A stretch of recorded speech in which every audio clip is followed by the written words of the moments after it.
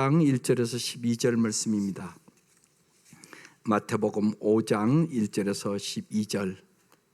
예수님께서 가장 복에 대해서 많이 말씀하신 본문이에요.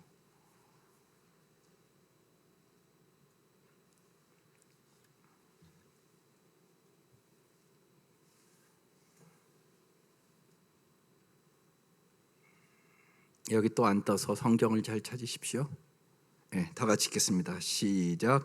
예수께서 무리를 보시고 산에 올라가 앉으시니 제자들이 나온지라 입을 열어 가르쳐 이르시되 심령이 가난한 자는 복이 있나니 천국이 그들의 것이며 애통하는 자는 복이 있나니 그들이 위로를 받을 것이며 온유한 자는 복이 있나니 그들이 땅을 기업으로 받을 것이며 의에 줄이고 목마른 자는 복이 있나니 그들이 배부를 것이며 긍휼히 여기는 자는 복이 있나니 그들이 긍휼히 여김을 받을 것이며 마음이 청결한 자는 복이 있나니 그들이 하나님을 볼 것이며 화평하게 하는 자는 복이 있나니 그들이 하나님의 아들이라 일컬음을 받을 것이며 의를 위하여 박해를 받은 자는 복이 있나니 천국이 그들의 것임이라. 나로 말미암아 너희를 욕하고 박해하고 거짓으로 너희를 거슬러 모든 악한 말을 할 때에는 너희에게 복이 있나니 기뻐하고 즐거워하라. 하늘에서 너희 상이 큼이라. 너희 전에 있던 선지자들도 이같이 박해하였느니라. 아멘. 오늘 말씀의 제목이 하나님이 원하시는 마음. 하나님과 친밀한 관계 속에 사는 사람은 하나님이 원하시는 마음을 알게 돼요. 그리고 하나님을 닮아가고 복된 인격 속에 살아갑니다. 여러분, 실제로 여러분이 살아보면 인격이 참 중요해요. 인격이 아름다운 만큼 그 가정 행복해요. 정말로 행복은요, 소유에 있는 것이 아니에요. 마음에 있어요. 그래서 요새 우리 세겹질 마음 전쟁하는 거예요. 자기 마음을 지킬 수 없는 사람은 자기도 불행하고 남도 불행하게 만듭니다. 그래서 잠언 4장 23절이 귀한 말씀이잖아요. 모든 지킬 만한 것 중에 내 마음을 지키라. 생명의 근원이 이에서 남이리라. 마음을 잘 지키는 사람만이 진짜 행복할 수 있다고 얘기하는 거죠. 그래서 내 마음이 하나님이 원하시는 마음인가를 늘 생각하며 늘 지켜나가야 되는 거죠. 마태복음의 가장 중요한 주제는 하나님의 나라예요. 우리는 하나님의 나라, 천국 하면 자꾸 죽어서 가는 데만 생각해요. 그렇지 않아요. 성경은요, 하나님이 다스리는 나라, 이게 하나님의 나라예요. 내 마음을 하나님이 다스리면 내 마음이 천국돼요. 내 가정이 하나님 다스리면 내 가정 천국돼요. 그러니까 천국은 지금부터 시작되는 거예요. 죽고 가는 나라만 아니라고요. 그러니까 정말 여러분의 삶을 돌아보면 참 관계가 아름답고 서로 인격이 아름답고 그러면 부부가 살아서 천국같이 살아간다니까요. 근데 막 마음이 안 맞고 싸우고 자꾸 갈등이 있고 그러면 무슨 천국 같겠어요. 괜히 결혼했다 이 생각 더 들죠. 그래서 하나님이 다스리는 나라, 이게 중요한 일이죠. 그래서 예수님께서 마태복음 4장 17절 잘 아는 말씀이에요. 뭐라고 말씀하세요? 회개하라, 천국이 가까웠느니라. 예수님이 천국 도래를 선포하시며 회개하라고 말씀하신 것은 하나님의 통치를 벗어난 우리의 마음을 바꿀 때만, 회개할 때만 하나님 나라를 누릴 수 있는 복된 인격이 된다고 말씀하는 거예요. 생각해 보세요. 세속적인 가치관에 함몰된 우리는 진정으로 영원한 하나님의 나라의 제자가 되기 위하여 이 세상 가치관에서 돌이키는, 진짜 회개하는 준비가 필요하단 말이에요. 우리가 얼마나 예수 믿으면서 세상의 가치관에 물들었는가 생각해 보세요. 여러분, 오늘 이 산상수훈 팔복 가지고 이복 달라고 기도하세요? 성도들이요 20, 30년 믿었는데 별로 없어요. 기도 제목 받아보면 다 세상 거예요. 그럼 이 말씀 예수님 왜 하셨을까요? 그럼 여러분이 구하는 세상 복과 이 복이 어떻게 다를까요? 이 복이 더 영원한 복일까요? 여러분이 언제나 생각하는 물질적인 거, 세상적인 거, 눈에 보이는 거, 그게 더 큰 복일까요? 여러분 정말 잘 생각해 보셔야 돼요. 주님이 주시는 영원한 복보다 내 눈에 보이는 복만 추구한다면 세상 사람과 여러분 뭐가 다르세요?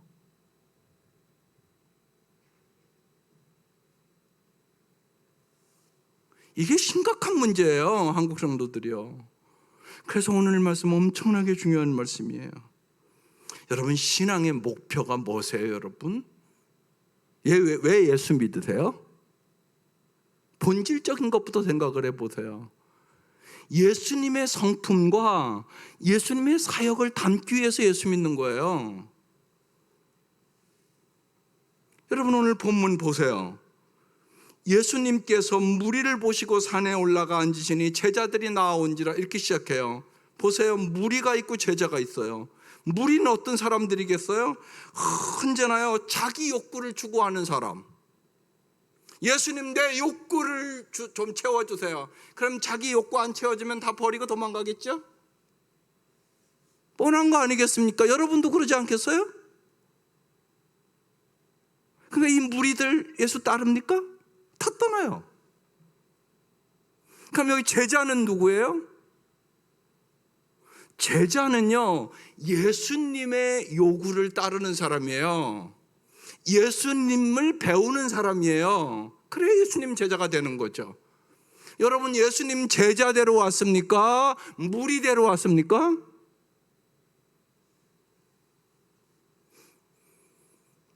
예수님 제자대로 올려야만 여러분이 올바른 신앙생활을 할 수 있는 거예요.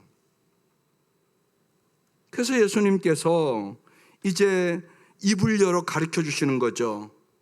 예수님은 하나님이 원하시는 진정한 마음이 무엇인가 그것을 8가지 복이라고 말씀하시면서 8복을 말씀하세요.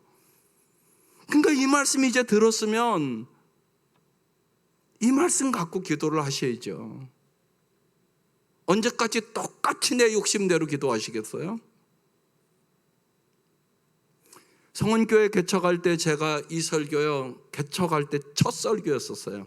마태복음 5장 산상수훈부터 설교를 시작했어요. 강해 설교를.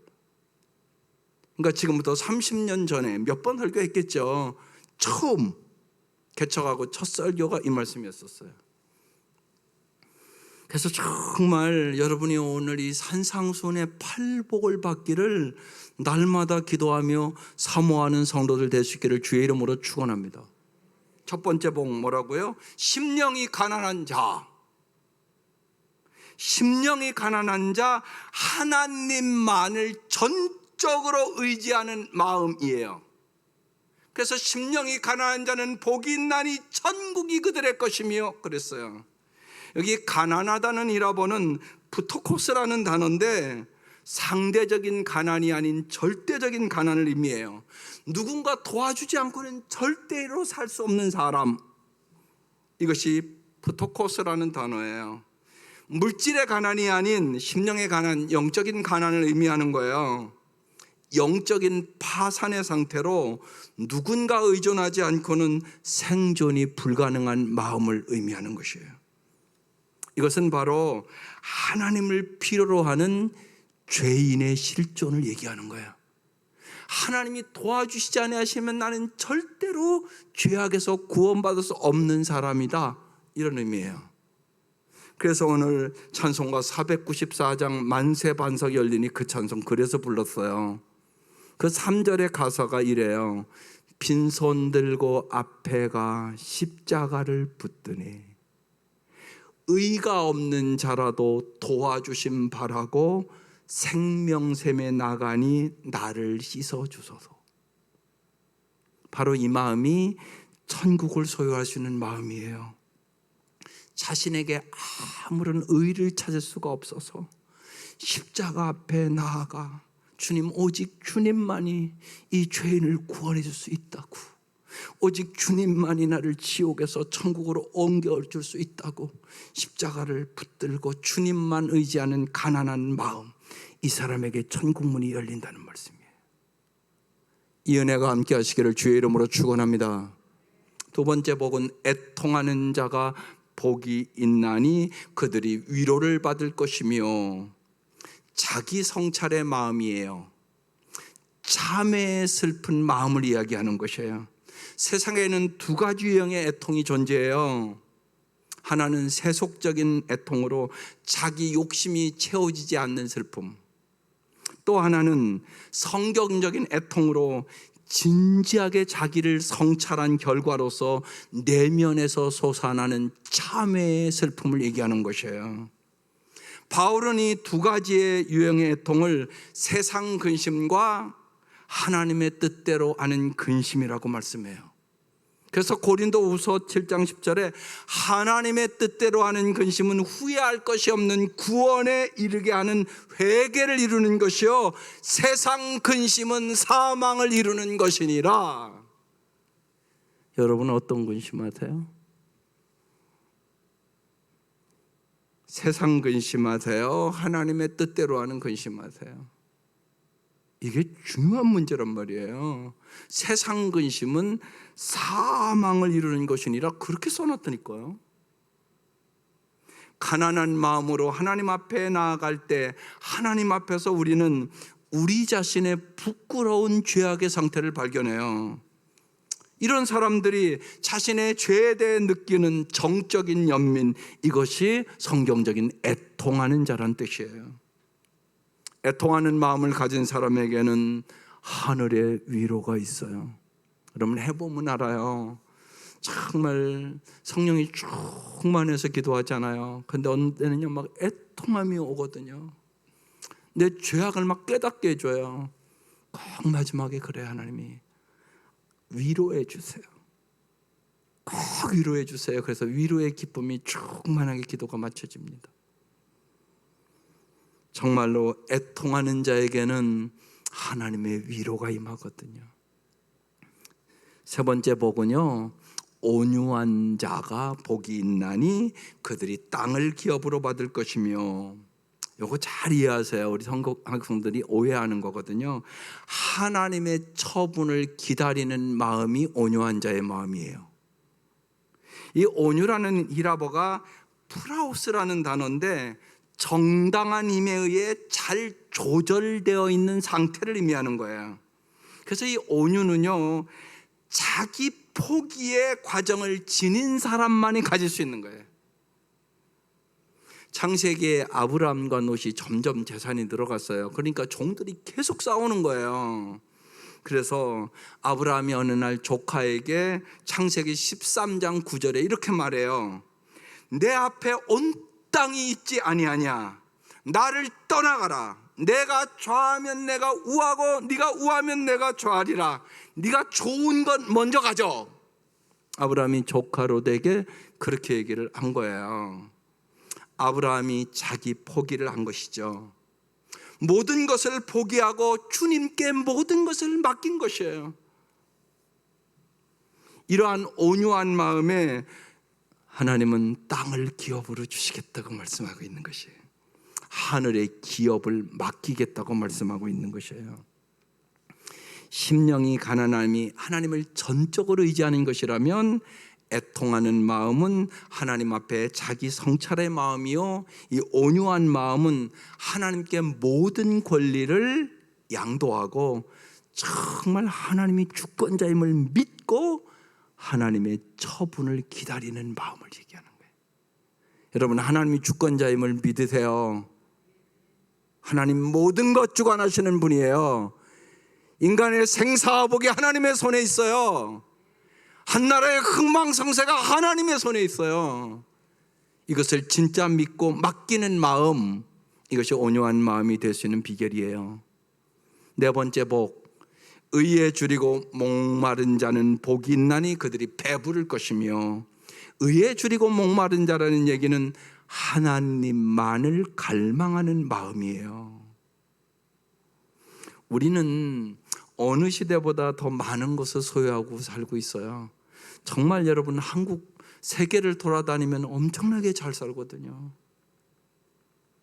그럼에도 불구하고 사람들은 끊임없이 더 많은 돈, 더 많은 권력, 더 많은 인기, 더 많은 성에 줄이고 목말라요. 여러분, 이런 인간들에게 주님은 천국의 복을 가르치시면서 의에 줄이고 목마른 자가 복이 있다고 말씀하세요. 이 말씀에서 이 의는요, 우리가 단순하게 말하는 사회 정의를 얘기하는 게 아니에요. 하나님의 의를 얘기하는 거예요. 이 의는 하나님의 본질적인 속성이에요. 그래서 하나님 외에는 절대로 의로운 존재라는 것은 존재하지 않아요. 하나님만이 선하고 의로우세요. 그래서 우리가 생명의 삶 처음 공부하면 첫 암송 기절이 그 기절이에요. 의인은 없다, 한 사람도 없다. 여러분, 이 말씀을 잘 깨달으셔야 돼요. 그러므로 의에 줄이고 목마른 사람은 바로 하나님만을 갈망하는 마음이 있는 자란 말이에요. 하나님만을 갈망하는 사람들을 어떤 은혜를 주실까요? 다윗이 그렇게 살았거든요. 하나님 마음에 꼭 드는 사람이 됐어요. 다윗이 시편 42편 1절에 이렇게 고백해요. 하나님이여, 사슴이 시냇물을 찾기에 갈급함같이. 여러분, 사망에서 사슴이 얼마나 시냇물을 갈급해 찾겠어요.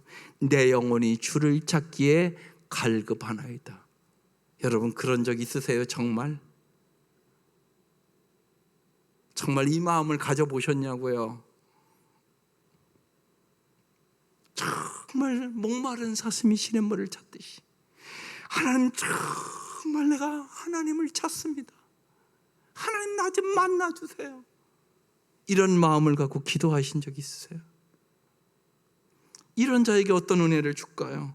다윗에게 주었던 은혜를 주는 거예요. 그것이 여러분이 잘 아는 시편 23편 1절 말씀이에요.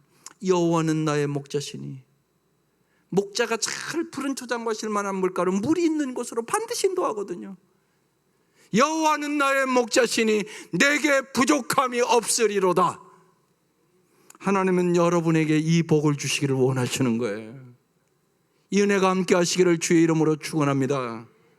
이게 의에 줄이고 목마른 자예요. 다섯 번째 보고요, 긍휼히 여기는 자는 복이 있나니 그들이 긍휼히 여김을 받을 것이며. 여기 긍휼히 여기는 자라는 얘기는요, 하나님의 눈으로 이웃을 바라보는 마음을 가진 사람이에요.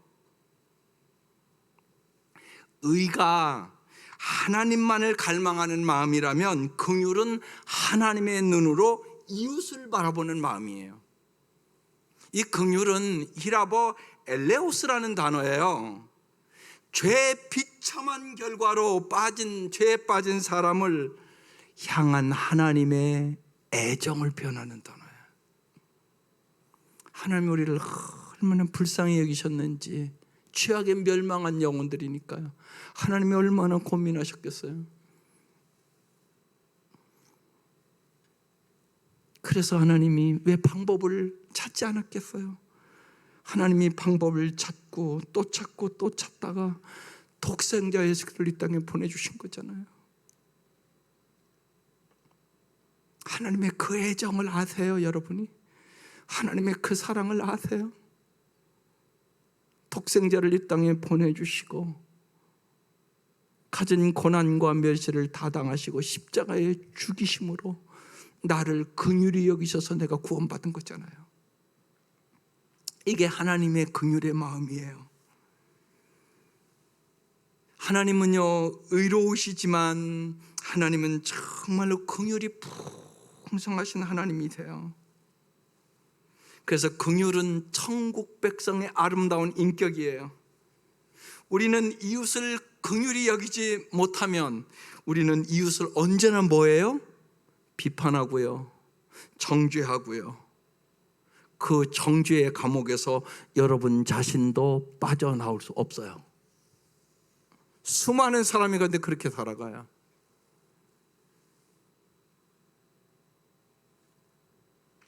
부부가 그렇게 살아가요. 끊임없이 비판하고 정죄하고 옳고 그르고 따지며 살아가요. 뭐가 없다고요?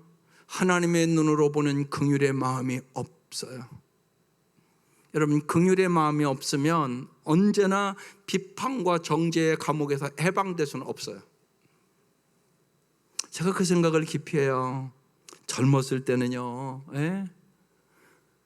고쳐보려고요, 옳고 그름을 따지고요, 싸우고요, 이렇게 돌아가 보면 정말 개혁하고자 하는, 비판하는 설교도 많이 하고요, 그 결과로 돌이켜보면 상처받는 성도들도 생기고요, 때로는 그래서 이렇게 보면 죄송한 마음도 들고 그러죠. 그러나 요새는 여러분, 긍휼의 마음을 사모해요. 주께서 은혜를 주셔서 여러분, 긍휼의 마음이 점점 많아지는 거거든요. 그리고 사람은요, 오직 은혜를 받아야 변화돼요. 잘못을 지적한다고 변화되는 게 절대 아니에요. 오히려 관계만 깨져버려요. 자식과의 관계도 그래요. 여러분, 해보면 알잖아요. 여러분이 올바른 얘기 잘 되라고 해주니까 잔소리하면 고맙습니다, 우리 엄마 잔소리 해주셔서 내가 내일부터 당장 고칠게요, 그러든가요? 나는 아직 그런 애들을 못 봤어요. 그런 애들이 없어요. 오히려 더 반항하고요, 옆으로 나가고요, 부모 더 속이고요, 그런 아이들이 더 많더라고요. 그래서요, 정말 충조평판 안 하기로 많이 노력하고 기도해요.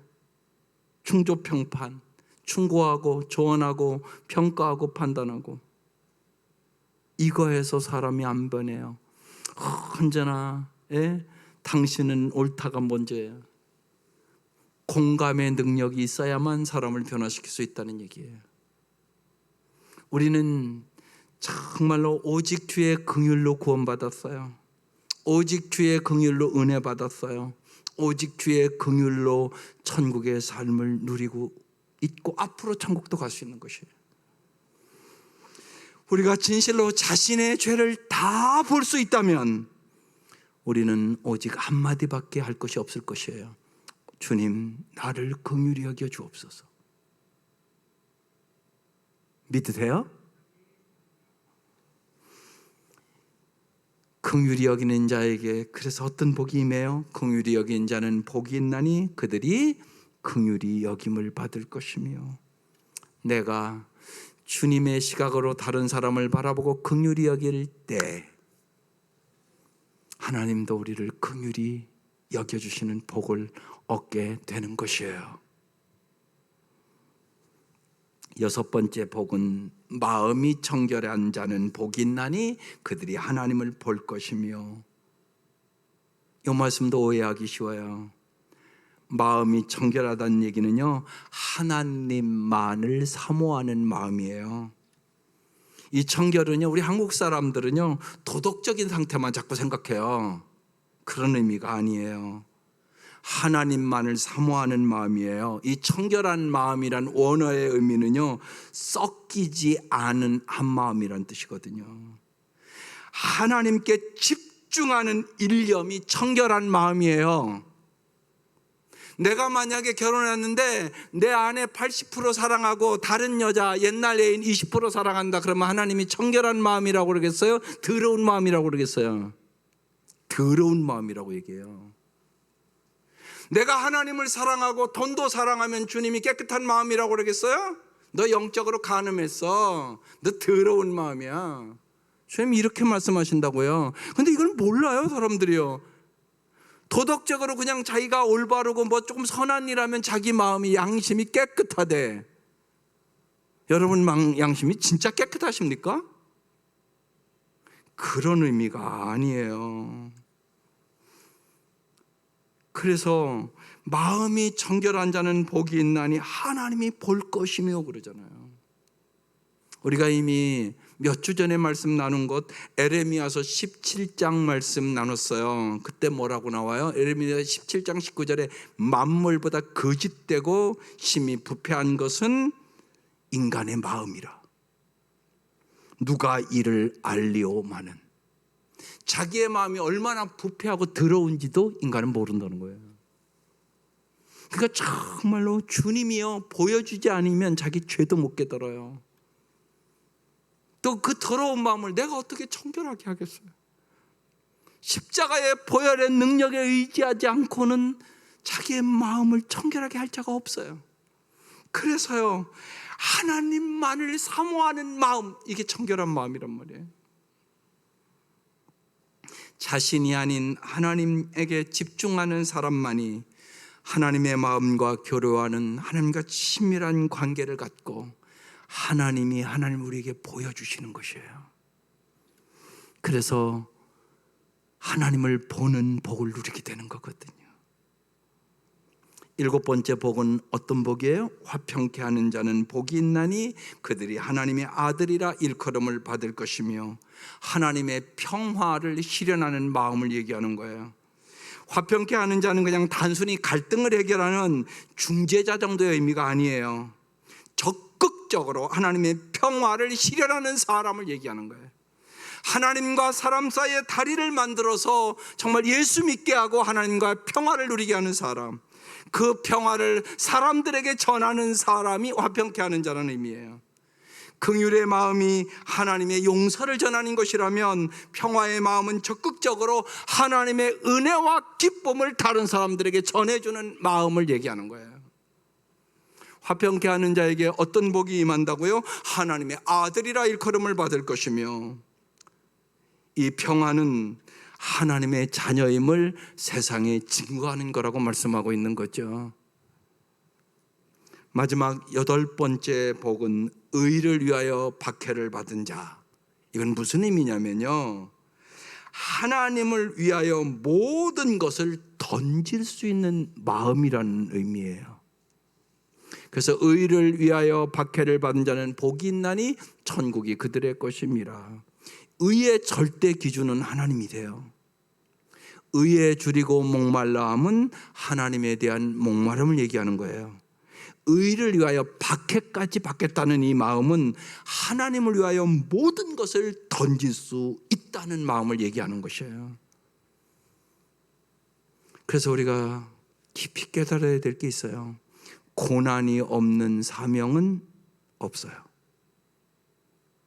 하나님의 뜻을 이루고 하나님의 계획을 이루기 위하여 헌신하는 사람들은 하나님의 계획이 이루어지기까지 고난을 각오해야 돼요.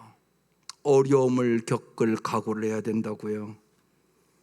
이 세상에는요, 하나님을 인정하고 하나님의 뜻을 모르는 모세, 하나님의 뜻을 따르는 모세 같은 사람보다 그것을 거역하고 반대하고 박해하는 바로와 같은 사람들이 훨씬 많아요. 여러분, 날마다 TV에서 보는 거예요. 쉬운 얘기로 힘 있는 사람, 돈 있는 사람이요, 막 여기저기 투자해 갖고요, 몇 년 만에 막 수십억을 벌었대요. 그런데 가난한 사람은 평생 일해도요 200만 원 받아가지고요 자기 입에 풀칠하기도 힘들어요. 평생 성실히 일했는데요 집 한 채를 살 수가 없어요. 이게 이 나라 꼬라지예요 지금. 여러분 잘 생각하셔야 된다고. 그러니까 기도해야죠. 하나님의 역사가 있어야지 변하지. 그러지 않고 변하겠어요?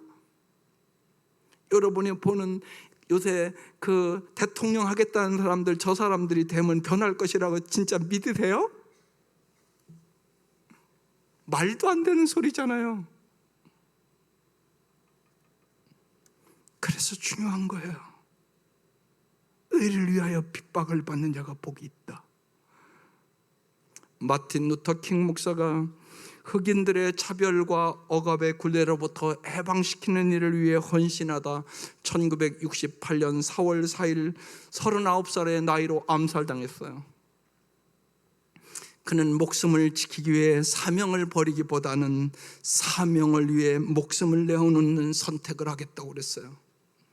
그가 암살당하기 5개월 전 에버니저 교회에서 그는 이렇게 설교를 했어요.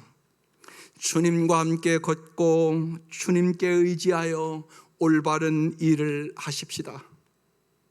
그러면 주님은 숨을 거두는 그 순간까지 당신 곁에 계실 것입니다. 저는 번개를 본 적이 있습니다. 천둥 소리도 들었습니다. 범법자들이 위풍당당하게 걸어다니면서 제 영혼을 정복하려 들 때마다 저는 계속해서 싸우라는 주님의 음성을 들었습니다. 주님은 절대로 저를 혼자 남겨두지 않겠다고 약속하셨습니다. 절대로 우리는 혼자가 아닙니다. 우리는 절대로 혼자가 아닙니다. 우리는 이집트에서 노예살이로부터 이스라엘 백성을 인도해낸 모세, 백인들로부터의 차별과 학대로부터 흑인들을 인도해낸 마틴 루터 킹 목사, 이들의 여정을 보면서 우리 자신에게 반드시 질문하셔야 합니다. 과연 나는 하나님의 부르심을 따름으로 이 세상에서 어떤 불편과 손해와 배척과 박해를 감당하고 있는가? 아니, 그런 것을 감당할 마음의 준비는 우리는 되어 있는 그리스도인인가? 여러분, 이 질문 앞에 부끄럽지 않으세요? 정말 예수를 믿음으로 여러분이 손해보고 예수의 흔적이 뭐가 있습니까?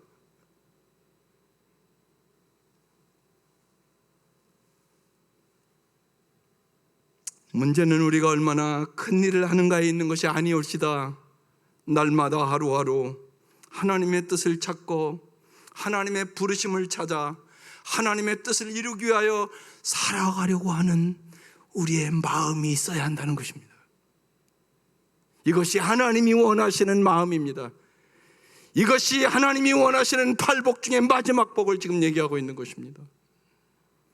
부디 우리의 인생이 자신과 자신의 가족만을 위하여 평안하고 안락하고 아무 문제도 없기만을 바라며 살지 않기를 바랍니다. 그것은 예수가 원하는 삶이 아니올시다. 하나님의 부르심을 이루기 위해서 손해도 불편도 좌절도 박해도 겪을 수 있기를 소망하는 마음을 가지고 기도해야 된단 말입니다. 정말로 진실로 자랑거리가 많은 인생이 아니라 간증거리가 많은 인생이 될 수 있기를 주의 이름으로 축원합니다. 그래야 우리가 하나님께 영광을 돌리는 삶을 살아가지, 그렇지 않으면 세상 사람들과 다를 바가 없습니다. 우리는 좋은 영화를 보면 진한 감동을 받습니다. 저에게 가장 깊은 인상을 남긴 영화는 쉰들러 리스트라는 영화입니다. 이 영화는 아카데미 최우수 작품상 그리고 최우수 감독상 등 7개 부분에서 상을 받은 영화입니다. 아주 오래전에 봤습니다.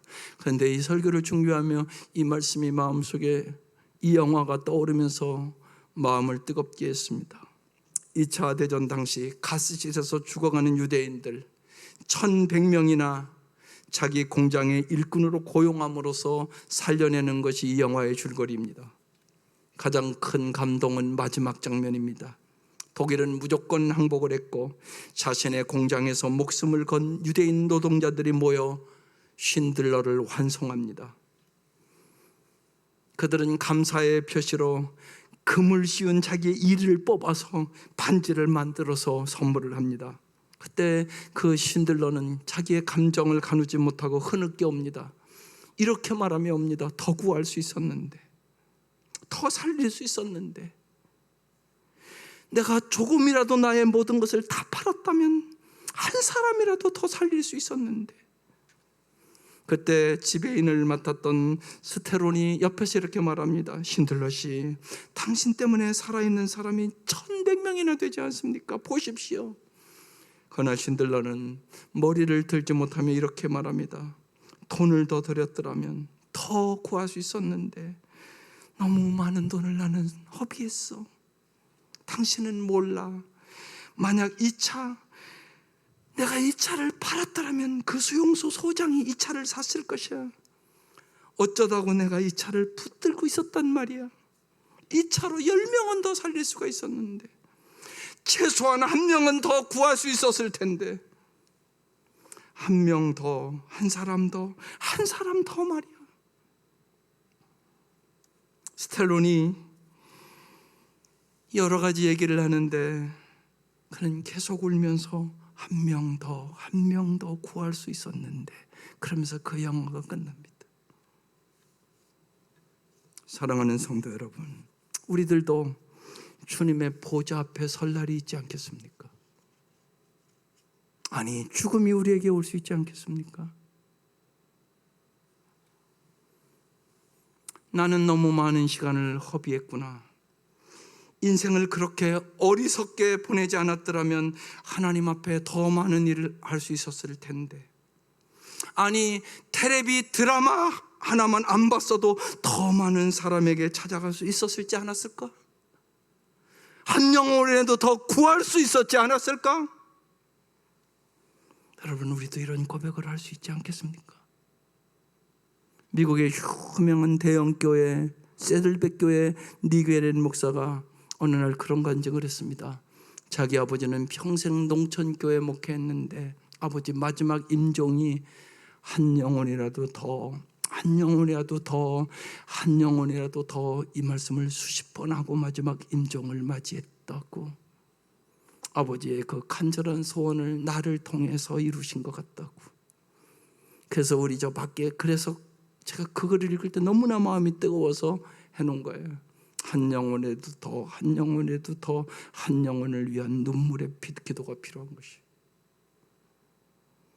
우리는 한 영혼에도 더 구원하기 위하여 하나님이 부르신 전도자들입니다. 오직 정말로 생명을 살리는 자가 되라고 하나님은 우리를 불러주신 것입니다. 오직 하나님의 나라와 의를 위하여, 오직 주 안에, 오직 주님과 함께 주님을 위하여 사는 자가 되라고 주님이 우리를 부르셨다는 사실입니다. 의를 위하여 핍박을 받은 자, 하나님을 위하여 모든 것을 던지는 자에게 하나님은 어떤 복을 줄까요? 천국의 상급을 주겠다고 오늘 본문 얘기합니다. 10절에 의를 위하여 박해를 받은 자는 복이 있나니 천국이 그들의 것임이라. 나로 말미암아 너희를 욕하고 박해하고 거짓으로 너희를 거슬러 모든 악한 말을 할 때는 너희에게 복이 있나니 기뻐하고 즐거워하라. 하늘에서 너희의 상이 큼이라. 너희 전에 있던 선지자들도 이같이 박해받았다고 얘기하는 겁니다. 저는 정말 가정교회 시작하면서 그 기도합니다. 하나님, 우리 목자 목녀들이 천국에서 정말 저보다 더 큰 상을 받게 해주십시오. 정말 우리 성도들이 하나님 앞에 서는 그날 꼭 상 받는 것이 제 목표입니다. 사랑하는 성도 여러분, 우리 모두 하나님이 원하시는 마음을 갖고 천국 제자의 복된 인격으로 세상이 천국을 맛보게 하기 위하여 날마다 날마다 기억하고 기도하십시다. 정말로 여러분, 오늘 여기 안 떠서 안타까운데 제가 일부러 마지막에 팔복에서 오늘 말씀을 딱 핸드폰으로 찍으라고 그러려고 그랬거든요. 저는 핸드폰으로 찍어놓고 기도합니다. 심령이 가난한 자, 하나님만을 전적으로 의지하는 마음을 주소서. 애통하는 자, 자기 성찰의 마음, 참회의 슬픈 마음을 날마다 주소서. 온유한 자, 하나님의 처분을 기다리는 마음을 주옵소서. 의에 줄이고 목마른 자, 하나님만을 갈망하는 마음을 주옵소서. 긍휼히 여기는 자, 하나님의 눈으로 이웃을 바라보는 마음을 주옵소서. 마음이 청결한 자, 하나님만을 사모하는 마음을 주옵소서. 화평케 하는 자, 하나님의 평화를 실현하는 마음을 주옵소서. 의를 위하여 박해를 받은 자, 하나님을 위하여 모든 것을 던질 수 있는 마음을 주옵소서. 이 팔복을 받은 자가 진짜 하나님이 원하시는 복을 받은 자란 말입니다. 사랑하는 성도 여러분, 진실로 여러분, 날마다 날마다 우리는 사실 복받게 해달라고 기도하는 거 아닙니까? 그런데 어떤 복을 달라고 정말 기도하는 것입니까? 죽으면 다 놓고 가는, 끝나는 그 복을 달라고 언제까지 그 기도만 하시겠습니까? 그 그게 필요 없다는 얘기 아니올시다. 언제나 여러분 먼저 구해야 할 것이 있고 나중 구해야 될 것이 있지 않겠습니까? 여러분 자녀들을 얘기한다면 자녀들이 돈도 많이 벌고 직장도 좋은 직장 걸고 출세도 하고 그거보다 먼저 하나님 내 자녀가 예수님의 인격을 갖는 자녀가 되게 해주십시오. 이게 먼저 아니겠습니까? 여러분 어떤 것이 먼저입니까 도대체? 정말로 이 산상수훈의 팔복의 말씀을 꼭 붙잡고 날마다 하나님 이 복을 주시옵소서. 나에게와 내 사랑하는 자녀들에게 꼭 이 복만은 주십시오. 날마다 기도할 수 있기를 주의 이름으로 축원합니다. 기도하십시다.